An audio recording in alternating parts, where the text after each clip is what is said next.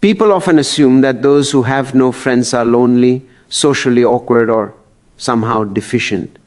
This assumption is easy, comfortable, and largely incorrect. It ignores a deeper psychological reality that rarely gets discussed. Many people who end up without close friendships did not fail at social life. They became aware of it. From a young age, they begin noticing things that others instinctively overlook or choose to ignore. They sense the unspoken rules beneath conversations, the subtle power dynamics, and the emotional transactions that govern most social interactions. While others are focused on being liked, they are observing how liking works. They notice how laughter is sometimes used to hide insecurity, how agreement is offered not because it is genuine, but because it is safe. They pick up on the way people subtly adjust their personalities depending on who is present. This awareness creates an internal distance. Not because they feel superior, but because participating fully would require a level of performance that feels dishonest. For them, authenticity matters more than acceptance. Over time, this sensitivity becomes both a gift and a burden. Social settings begin to feel loud, not in sound, but in energy. They feel the tension beneath casual jokes, the neediness behind compliments, and the competition disguised as friendliness. While others enjoy the surface flow of interaction, they are aware of the undercurrents. This constant perception can be exhausting. They are not afraid of people. They are tired of pretending not to notice what is happening. As a result, many of them start pulling back quietly. They stop forcing conversations that feel hollow. They stop laughing at things they do not find funny. They stop maintaining relationships that require them to shrink or censor themselves. This withdrawal is often misunderstood. From the outside, it looks like isolation. From the inside, it feels like self-respect. Solitude becomes preferable to connection that feels false. Another harsh realization emerges during this phase. They recognize that most social bonds are built on shared habits, shared environments, or shared distractions, not shared depth. When those external factors disappear, so do many friendships. This awareness makes it difficult to invest emotionally in relationships that feel temporary or conditional. They crave connection, but not at the cost of their inner integrity. This is where the separation begins. Not dramatic, not intentional, but gradual. Invitations are declined. Messages go unanswered. Circles grow smaller until eventually they are alone more often than not. And while loneliness does appear at times, it is different from the loneliness of rejection. It is the loneliness of not finding resonance. The terrible awareness behind people who have no friends is not that they are unworthy of connection. It is that they see too clearly how easily connection is compromised. They understand that belonging often requires self-betrayal. And once you see that, pretending becomes impossible. As their awareness deepens, people without friends begin to notice subtle patterns in human behavior that most overlook. They see how people adjust themselves to gain approval, avoid conflict, or maintain appearances. They notice how opinions are often shaped by convenience rather than conviction, and how praise and criticism subtly manipulate behavior. Small talk, which most people treat as harmless, starts to feel empty, mechanical, or even performative. Social rituals, greetings, compliments, casual jokes, begin to feel scripted, like everyone is playing a part they did not choose. While others find comfort and ease in the predictability of these routines, they feel tension, dissonance, and even discomfort. Authenticity becomes the standard by which they measure interactions, and anything that falls short of this standard feels draining. This heightened perception does not make them antisocial or incapable of connection. It makes them sensitive to dishonesty and superficiality. Being around people often requires them to consciously suppress their awareness to avoid discomfort. Conversations that seem normal to most are a subtle exercise in performance, where every gesture, every word, and every reaction carries a hidden meaning. They feel the emotional undertones, the insecurities, and the subtle competition that underpins many social interactions. The energy of a room becomes almost tangible, and they instinctively pick up on who is authentic and who is acting. As a result, socializing becomes exhausting rather than energizing. The constant awareness of nuance, intention, and emotional undercurrents creates a type of mental fatigue that most people never experience. It is not that they dislike others, it is that they can no longer ignore the layers beneath the surface. This fatigue often leads to self-imposed isolation, which is a conscious choice rather than an accidental outcome. Solitude is no longer a void. It becomes a space of relief where they can breathe, think, and exist without the need for performance or pretense. The sensitivity that drives this solitude also sharpens their insight.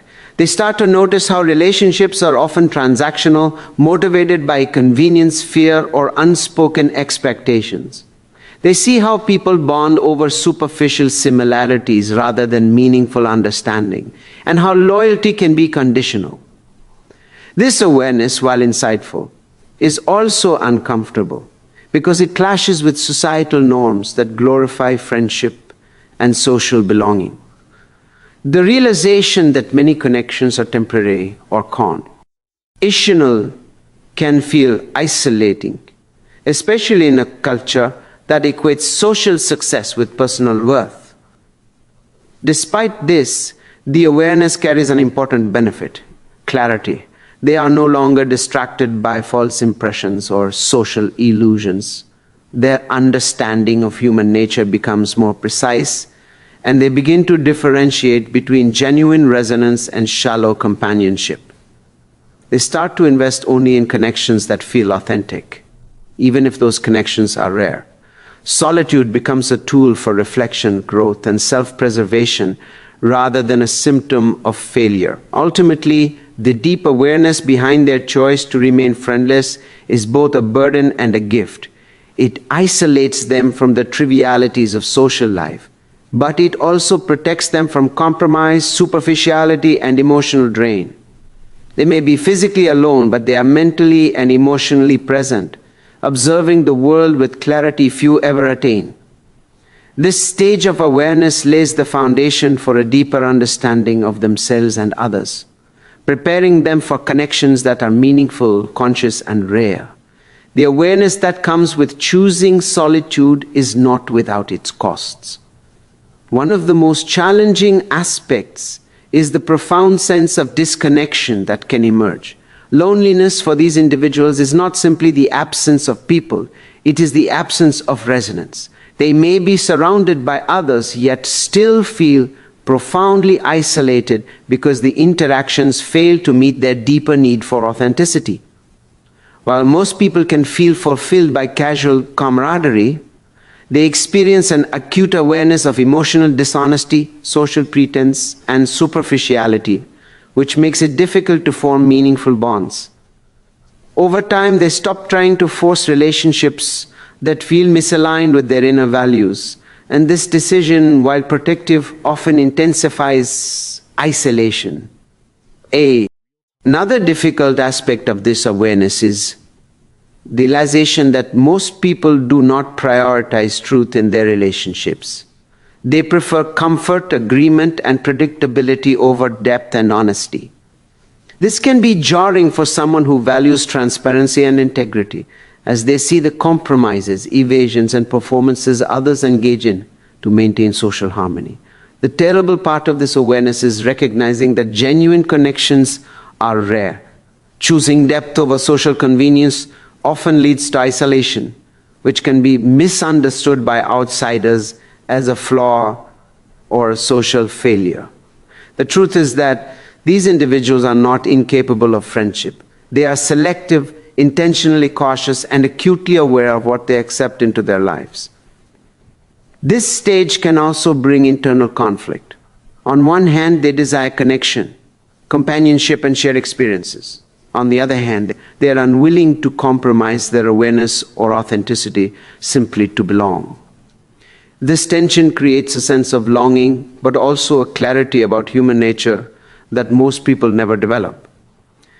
They become skilled at discerning who can be trusted, who shares their values, and who can engage with them on a meaningful level.